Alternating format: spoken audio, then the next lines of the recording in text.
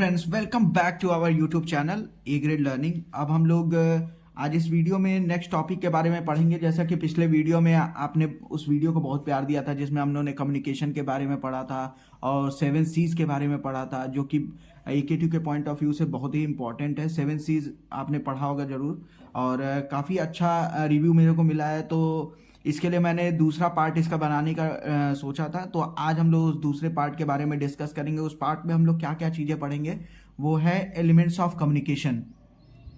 तो elements of communication का मतलब ये हो गया कि कम्युनिकेशन को हम लोग कैसे किस किस चीज़ों से कौन कौन सा एलिमेंट उसके अंदर यूज़ किया जाता है, कौन कौन लोग इन्वॉल्व हो सकते हैं, तो वो सारी चीज़ें हम लोग इसमें जानेंगे। तो पहला होता है सेंडर या encoder.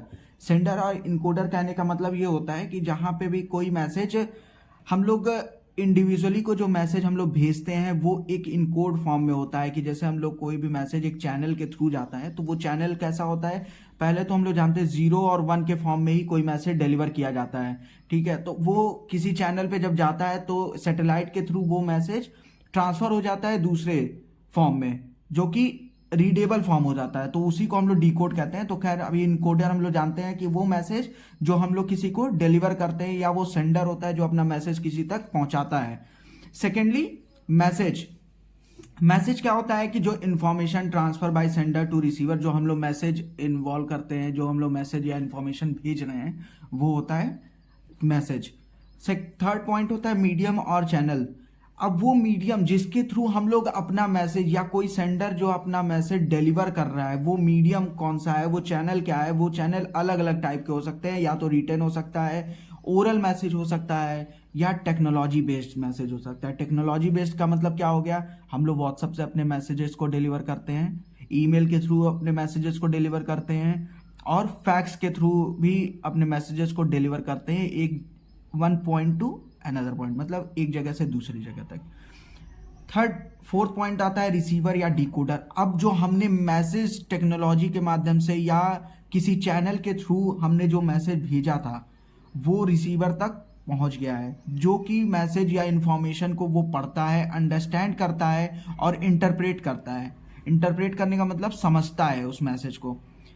At last, feedback. Feedback का मतलब, अब ये कोई जरूरी नहीं है कि सेंडर ने जो मैसेज भेजा है उसका फीडबैक उसको आएगा कि मैसेज उस तक पहुंचा या नहीं पहुंचा, बट रिसीवर का एक काम होना चाहिए, रिसीवर का एक रिस्पॉन्सिबिलिटी होनी चाहिए कि जहां पे उसको उस पर्टिकुलर मैसेज के बारे में, इंफॉर्मेशन के बारे में उसे एक रिएक्शन देना है या एक रिप्लाई देना है उस पर्टिकुलर इंफॉर्मेशन का। नेक्स्ट टॉपिक जो है हमारा प्रोसेस ऑफ कम्युनिकेशन। ये बहुत ही इंपॉर्टेंट टॉपिक है। AKTU सेमेस्टर एग्जाम के पॉइंट ऑफ व्यू से प्रोसेस जरूर पूछता है एग्जाम में, तो इसको हम लोग ध्यान से पढ़ेंगे। प्रोसेस क्या होता है, ये आप इसको चार्ट को बना सकते हैं एग्जाम के अंदर। ठीक है, एग्जाम में आप ये ग्राफ जरूर ड्रॉ करिएगा। पहला इसमें आता है सोर्स और सेंडर। हमने ऑलरेडी एलिमेंट्स में पढ़ा कि सेंडर और इनकोडर क्या होते हैं। जो सोर्स, हम लोग किस सोर्स से, क्या सोर्स है जो हमारा इंफॉर्मेशन भेज रहा है, ठीक है, वो उसको सेंडर कहते हैं। अब ये प्रोसेस करता है, जब आगे जाता है तो हम लोग उस सोर्स को क्या करते हैं, जो सेंडर होता है वो मैसेज को इनकोड करता है। इनकोड मतलब रिकॉर्ड करता है या कहीं पे टाइप करता है, तो उसको हम इनकोडिंग कह रहे हैं। वो मैसेज किसके थ्रू भेजा जाता है, किसी चैनल के थ्रू भेजा जाता है। चैनल इन द सेंस मैंने अभी बताया आपको कि रिटन फॉर्म में, ओरल फॉर्म में, या टेक्नोलॉजी के फॉर्म में, WhatsApp, email, fax, any other medium, तो वो चैनल आता है। सेकेंड, रिसीवर आता है। जब ये चैनल के थ्रू पहुंचता है रिसीवर तक, तो वो इंफॉर्मेशन उसके थ्रू समझा जाता है।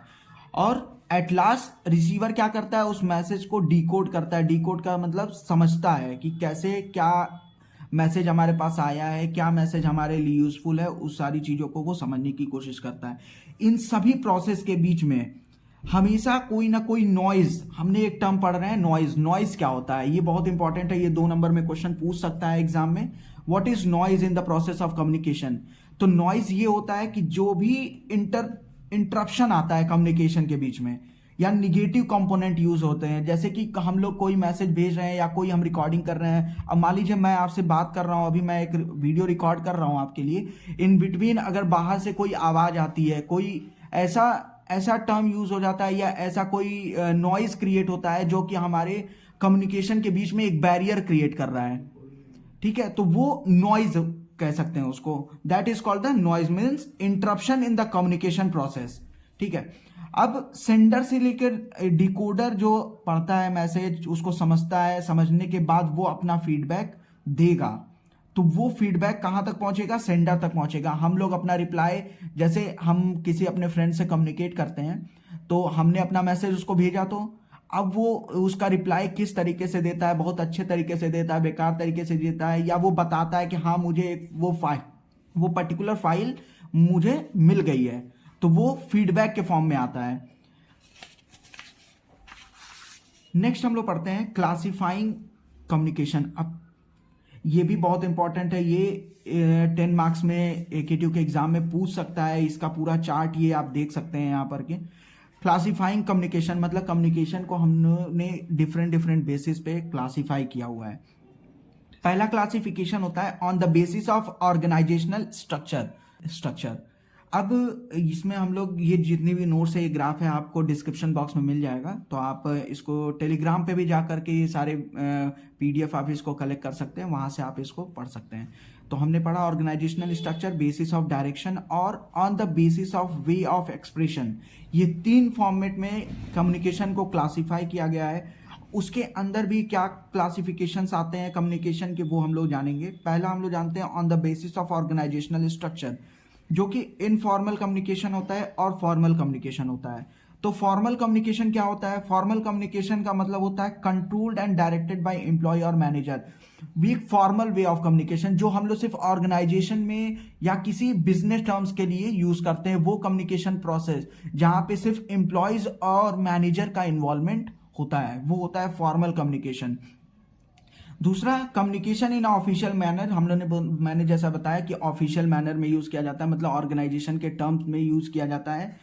दूसरा, इसके अंदर बेसिस ऑफ डायरेक्शन के बारे में हम लोग जानेंगे। बेसिस ऑफ डायरेक्शन 3 टाइप के होते हैं, वर्टिकल, हॉरिजॉन्टल और डायगोनल।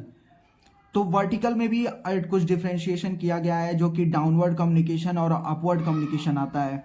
वर्टिकल का में डाउनवर्ड कम्युनिकेशन का मतलब क्या होता है? जो कि टॉप लेवल से लो लेवल तक, हमने मैनेजमेंट में भी पढ़ा होगा, मार्केटिंग मैनेजमेंट में भी हमने पढ़ा है कि फ्रॉम टॉप टू, मतलब CEO से लेकर के सब ऑर्डिनेट तक जो भी लेवल ऑफ कम्युनिकेशन किया जाता है, वो होता है डाउनवर्ड कम्युनिकेशन। और अपवर्ड कम्युनिकेशन क्या होता है? Lower to the high level, मतलब कि सब ऑर्डिनेट्स क्या करते हैं, अपने कम्युनिकेशन को अपर लेवल तक पहुंचाते हैं।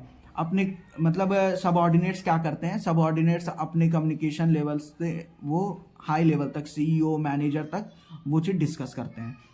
नेक्स्ट, हॉरिजॉन्टल कम्युनिकेशन मतलब कम्युनिकेशन विद एनी डिपार्टमेंट। वो कम्युनिकेशन जहां पे हम लोग डिफरेंट डिपार्टमेंट में कम्युनिकेशन परफॉर्म करते हैं। डायगोनल क्या होता है? ये सेम इसी का पार्ट आता है। हॉरिजॉन्टल फ्लो ऑफ इंफॉर्मेशन, जहां पे हम लोग डायगोनली किसी से कम्युनिकेट करते हैं, किसी भी एक्सटर्नल फैक्टर के लिए, किसी भी रिलेवेंट बिजनेस टर्म के लिए हम लोग जो भी कम्युनिकेशन परफॉर्म करते हैं, वो आता है डायगोनल कम्युनिकेशन में। नेक्स्ट देख रहे हैं basis of way of expression. अब इसका मतलब है कम्युनिकेशन को हम लोग अपने एक्सप्रेशंस के माध्यम से, एक्सप्रेशन के थ्रू हम लोग जब कम्युनिकेट करते हैं, तो वो आता है वे ऑफ एक्सप्रेशन में, जिसमें ओरल कम्युनिकेशन आता है, जेस्चर कम्युनिकेशन आता है और रिटन कम्युनिकेशन आता है। इन सब के बारे में हम लोग डिटेल में बाद में डिस्कस करेंगे। और ओरल कम्युनिकेशन के बारे में आगे भी एक यूनिट है, सेकेंड यूनिट आपको इसी के बारे में मिलेगी, तो हम लोग इसके बारे में भी पढ़ेंगे। जैसे फॉर्मल कम्युनिकेशन में हमने पढ़ा था, अब इसके में कुछ टाइप्स आते हैं। फॉर्मल कम्युनिकेशन मतलब single chain, wheel, circular, free flow और इन्वर्टेड। मैं आपको सिर्फ ये टाइप्स बता रहा हूं, ज्यादा इसको डिस्कस नहीं करेंगे, क्योंकि ये बिल्कुल भी इतना इंपॉर्टेंट नहीं है कि आपको टाइप्स भी फॉर्मल कम्युनिकेशन के पूछेगा, बट आपको नॉलेज होना चाहिए कौन कौन से टाइप्स आते हैं। सिंगल चेन का मतलब हम कह सकते हैं कि जो एक लाइन में फ्लो होता है, सिर्फ ज्यादा तक, सिर्फ मैनेजर से लेकर के पूरा डायरेक्ट सबऑर्डिनेट तक जो कि फ्लो ऑफ कम्युनिकेशन होता है, वो सिंगल चेन होता है। व्हील का मतलब कि जो सर्कुलर फॉर्म में हम लोग किसी से भी कम्युनिकेट करते हैं, वो सारे कम्युनिकेशन क्लासिफिकेशन ऑफ कम्युनिकेशन में आ रहा है। नेक्स्ट हम लोग जानेंगे इनफॉर्मल कम्युनिकेशन क्या होता है। इनफॉर्मल कम्युनिकेशन का मतलब होता है कि वो कम्युनिकेशन जो हम लोग सिर्फ आपस में बात करते हैं, जैसे कि आप ऑर्गेनाइजेशन में जितने भी मेंबर्स हैं, ठीक है, या कोई फ्रेंड्स हैं उनसे जो हम लोग कम्युनिकेशन करते हैं जो कि बिल्कुल भी बिजनेस पॉइंट ऑफ व्यू से इम्पॉर्टेंट नहीं होता है। सो हम लोग ये जानेंगे which does not contain relevant information, जो कि रिलेवेंट इन्फॉर्मेशन कंटेंट नहीं करता है, वो टाइप का कम्युनिकेशन क्या होता है, इनफॉर्मल कम्युनिकेशन होता है। मोस्ट इंपॉर्टेंट वर्ड हम लोग की टर्म यूज कर रहे हैं ग्रेपवाइन। ये 2 मार्क्स में भी आ सकता है क्वेश्चन, ग्रेपवाइन क्या होता है। ग्रेपवाइन का मतलब ही होता है इनफॉर्मल कम्युनिकेशन, जहां पे हम लोग सिर्फ फनी बातें करते हैं, कम्युनिकेशन ऐसा इस्टेब्लिश करते हैं जहां पर हमें कोई बिजनेस टर्म से रिलेटेड इंफॉर्मेशन नहीं गैदर करनी होती है। 4 टाइप्स ऑफ इसमें भी इनफॉर्मल कम्युनिकेशन होते हैं। सिंगल स्ट्रेट चेन होता है, जो कि आप देख सकते हैं, ये डायग्राम बना हुआ है। एक टर्म से एक कस्टमर है या सबऑर्डिनेट है, वो यूज कर रहा है एक सिंगल चेन का, एक ही फ्लो में सबसे बातें करता चला जा रहा है। गॉसिप चेन होता है। गॉसिप चेन का मतलब कि जहां हम लोग गॉसिप करते हैं, वो एक दूसरे से सबसे कम्युनिकेट करते हैं। किसी ने हम लोग फ्रेंड सर्कल में देखते हैं कि एक दूसरे से हम लोग सबका जो वो बोलते हैं ना, मजा लेते हैं हम लोग, या तफरीक क्रिएट करते हैं उनके साथ, तो वो गॉसिप चेन ऑफ कम्युनिकेशन हो सकता है। क्लस्टर चेन हम लोग देख रहे हैं, ये टाइप का क्लस्टर चेन होता है कि मतलब एक किसी और से कम्युनिकेट कर रहा है बट वो दूसरे से कम्युनिकेट कर रहा है, तो ये communication informal way of communication होता है। At last probability chain. Probability chain का मतलब क्या हो गया, नाइदर इंटरेस्टेड इन कम्युनिकेशन, वो कस्टमर या वो पर्सन जो कि कम्युनिकेशन में बिल्कुल भी इंटरेस्टेड नहीं होता है, या वो किसी भी पीपल पे जो कम्युनिकेशन परफॉर्म कर रहा है, या जो अभी इंफॉर्मेशन अपनी शेयर कर रहा है, या किसी से कम्युनिकेट करने की कोशिश कर रहा है, उसके ऊपर ध्यान नहीं देता है। सामने वाला रिसीवर उसको रिसीव करने की कोशिश नहीं कर रहा है, मतलब not concern about the people what they communicating. ठीक है, नेक्स्ट हम लोग पढ़ते हैं क्राइसिस इन कम्युनिकेशन। ये भी बहुत इंपॉर्टेंट टॉपिक है। क्राइसिस क्या हो सकते हैं, ये भी 10 मार्क्स में ऑप्शन में आपके पास मिल जाएगा। Crisis of communication. क्राइसिस का मतलब पहले हम लोग जानते हैं।